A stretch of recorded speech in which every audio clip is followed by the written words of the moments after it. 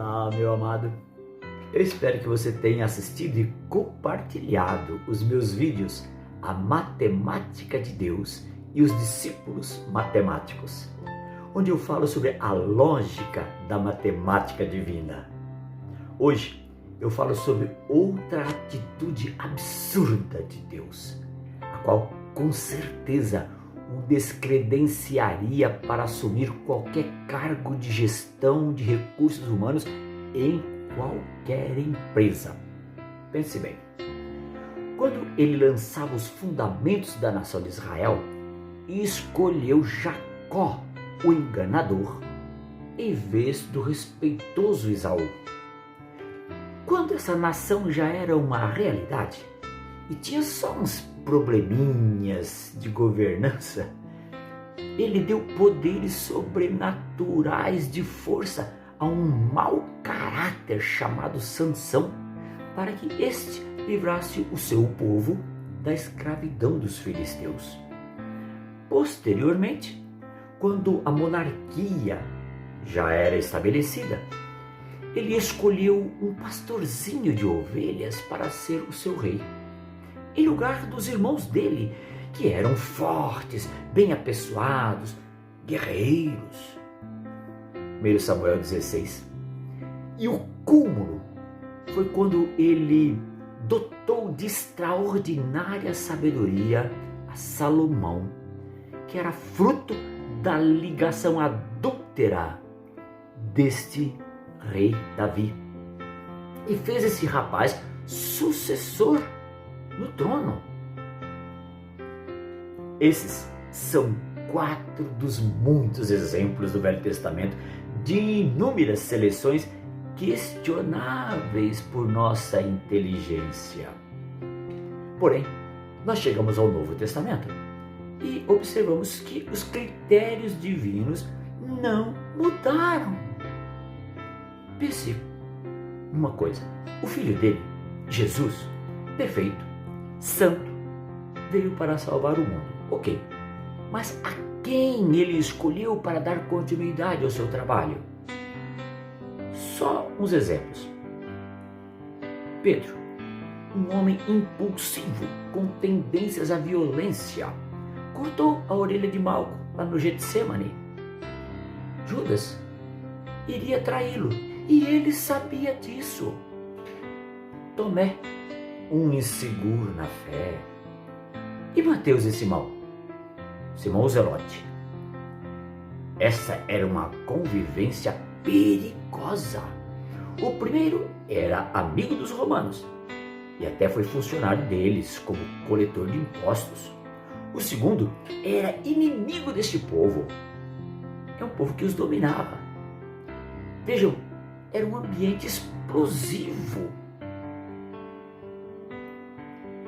Um ambiente que qualquer gestor de pessoas deveria evitar. Sim ou não? E aí, para completar, quando as 12 vagas para o apostolado já estavam preenchidas, ele incluiu um 13º apóstolo chamado Saulo, veio a ser conhecido como apóstolo Paulo.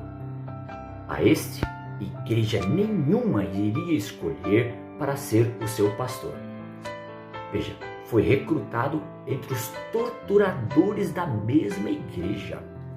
Quando chegou em Jerusalém, a crentaiada fugia dele, ainda que Barnabé se esforçasse para que eles o aceitassem como irmão. Saulo era severo com os outros apóstolos, agora já se chamava Paulo, né? Por exemplo, quando ele achou que Pedro era incoerente no seu relacionamento com os judeus e os gentios, resistiu-lhe na cara. O próprio Paulo fala isso lá em Gálatas 2:11. Quanto às suas atividades administrativas, era um relapso. Nem sequer lembrava se tinha batizado alguém, como ele confessa a respeito da igreja de Corinto. 1 Coríntios 1:17. Gente, em todo lugar que este homem ia, ele arrumava confusão. A apanhou muito, foi preso várias vezes. Que escândalo! Meus amados, uma passagem bíblica que é muito lembrada pela distância que há entre os nossos critérios, a nossa sabedoria e os critérios, a sabedoria de Deus, está lá em Isaías, onde o Senhor diz: os meus pensamentos não são os pensamentos de vocês, nem os seus caminhos são os meus. Assim como os céus são mais altos do que a terra, também os meus caminhos são mais altos do que os seus.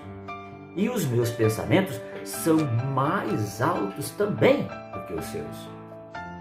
Nós, amados, só podemos dar louvor a Deus porque Ele até hoje não mudou.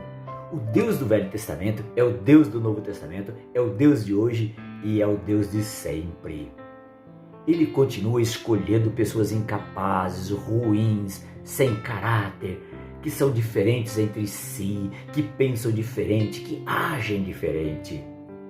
Ele deixa de lado aqueles que se acham bonzinhos, que são regidos pela justiça própria, e transforma os que são rejeitados e os faz à sua imagem e à sua semelhança.